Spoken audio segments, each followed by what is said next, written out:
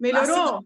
Sim, sim. Quero agradecer imensamente, excelentíssima senhora procuradora-geral, né, que nos brindou com sua presença, parabenizar pelo trabalho hercúleo que vem fazendo, né, são muitas áreas de atuação e a gente acompanha os pareceres, são todos com muita consistência jurídica, com muito embasamento doutrinário, jurisprudencial, então já ficam aqui os meus cumprimentos. E o que eu queria ouvir, Vossa Excelência, especificamente, é sobre justamente o contrato referente à aquisição dos respiradores. Quando começaram as denúncias na imprensa, eu enviei um ofício à Secretaria de Saúde e demorou um pouco, mas eu obtive acesso à cópia do procedimento. Ok. Constatei que, nesse procedimento, né, houve uma série de pareceres da Procuradoria, inclusive da lavra de vários procuradores diferentes, e todos muito consistentes, mas pareceres, em sua maioria, vamos dizer assim, de ordem geral, né?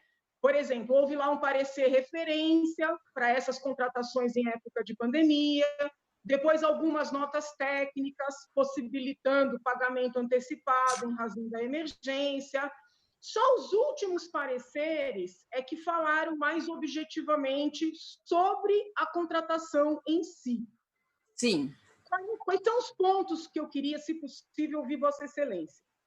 A minha leitura dos autos, posso estar equivocada, ela chega na conclusão de que a maneira que essa contratação ocorreu não respeitou sequer as linhas mestras indicadas nos vários pareceres.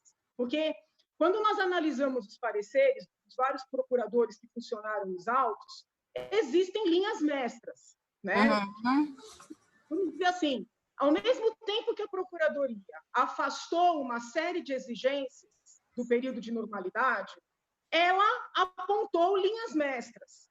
A leitura que eu faço dos autos mostra que estas linhas mestras estabelecidas para um período de calamidade pública não foram observadas. Então, eu queria pontuar para Vossa Excelência para saber se eu estou entendendo errado ou se realmente a Procuradoria faz esses pareceres e deixa a critério da autoridade, ou se existe um trabalho de compliance da Procuradoria de checar se essas linhas foram atendidas e, eventualmente, até denunciar o não atendimento.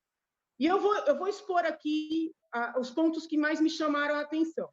Tá, vamos lá, estou anotando. Existe nos pareceres, né, foi delineado que era necessário, à luz da legislação federal, que os contratos, os documentos, as informações referentes às contratações emergenciais fossem disponibilizadas, fossem tornadas públicas. Isso está presente em vários momentos nos pareceres.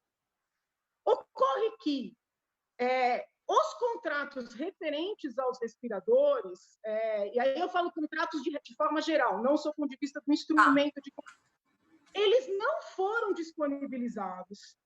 Nós não conseguimos acessar publicamente as propostas que foram feitas pelas várias empresas. Em nenhum momento fica claro como a pasta chegou a essas empresas que depois, teoricamente, fizeram propostas por meio de e-mails muito informais.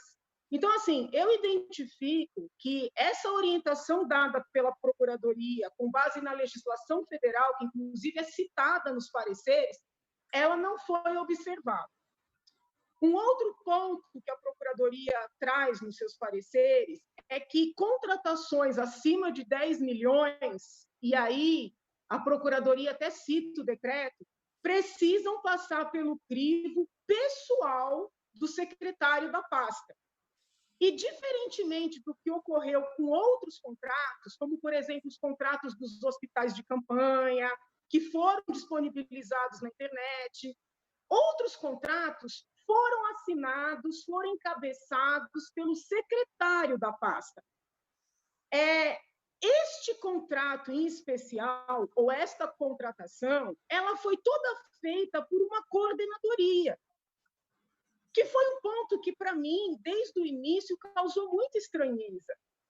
Tanto é que eu falava para os meus assessores, não, eu quero que eu oficie o secretário. E eles diziam, mas a gente ligou na secretaria e não é com o secretário, é com uma coordenadoria.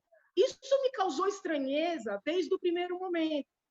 Quando eu li os pareceres da própria Procuradoria, dizendo que, em caso de contratações maiores do que 10 milhões, teria que ser por meio do secretário, eu, vamos dizer assim, confirmei o sentimento de estranheza que eu tive num primeiro momento, porque foi uma contratação de 500 milhões de reais. Outro ponto que eu acho muito complicado, né, numa contratação desse tamanho, no momento em que a lei de responsabilidade fiscal está afastada, é fazer um pagamento antecipado, muito embora eu tenha visto que há uma nota técnica, sem um contrato firmado, porque houve lá o invoice, né, o documento de pagamento, inclusive antecipado, mas não houve um contrato, doutora, nem colocando garantias. Toda essa formalização, vamos dizer assim, ela foi feita a posteriori.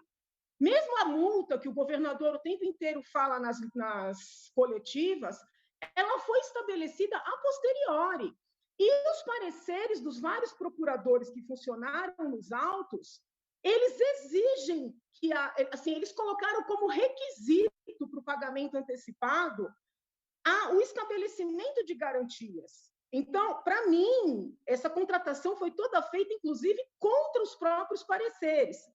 E tem um ponto que me chamou mais atenção ainda, porque em vários momentos, nos pareceres, existe uma exigência de que a empresa, na verdade, o nome que adere, né? Que a utilização é um termo de adesão, que a empresa que adere tem que ser representada pelo seu representante legal, com os documentos, né, que mostrem e comprovem essa representação, e ele, inclusive, tem que fazer uma declaração de que não tem nada contra ele.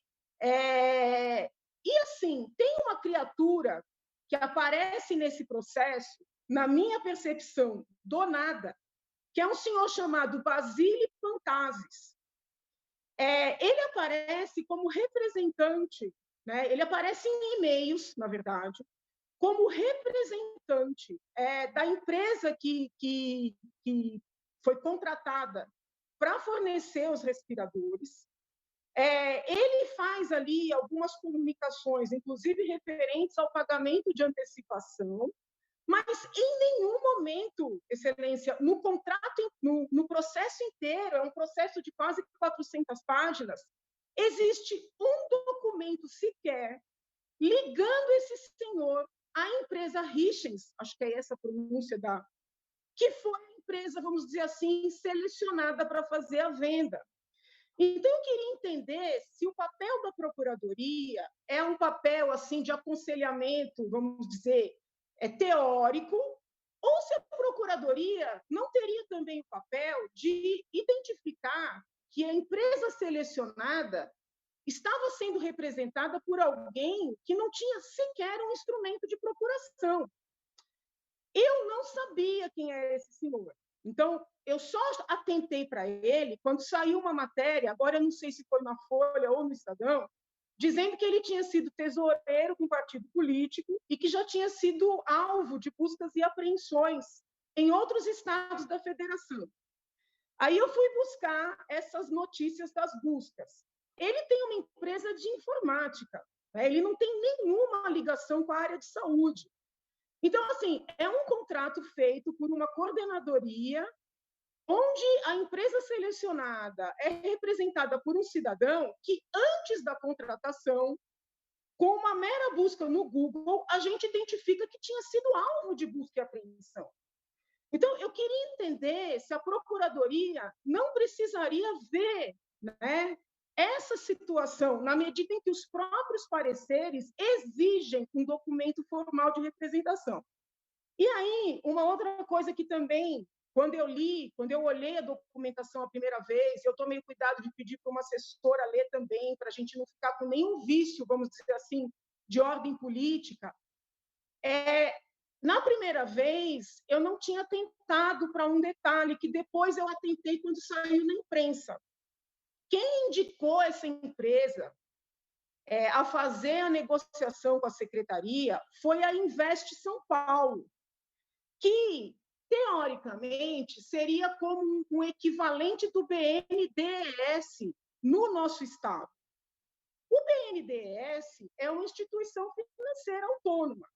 Então, eu entendo que no campo federal, não sei, posso estar equivocada, jamais o BNDES poderia indicar uma empresa para ser contratada pelo governo federal, por exemplo. Então, a minha dúvida, do ponto de vista jurídico, é legítimo, é legal, é lícito que uma instituição financeira, o Invest São Paulo, indique uma empresa para ser contratada para vender para o governo numa época de calamidade pública? Porque, assim, eu trago para Vossa Excelência essas indagações, porque, assim, esse contrato está me causando uma agonia muito grande como cidadã, né? Eu fui olhar os contratos dos hospitais de campanha, houve uma denúncia numa contratação na Secretaria de Assuntos Sociais, de Desenvolvimento Social, eu levantei o contrato, eu vi que, sob o ponto de vista jurídico, né? Estou terminando, Excelência, ele é impecável, né? Mas esse aqui, Excelência, ele, para mim, foge de todas as regras do direito. Por isso que, se possível, eu gostaria de ouvi-la. Obrigada, senhor presidente. Peço desculpas.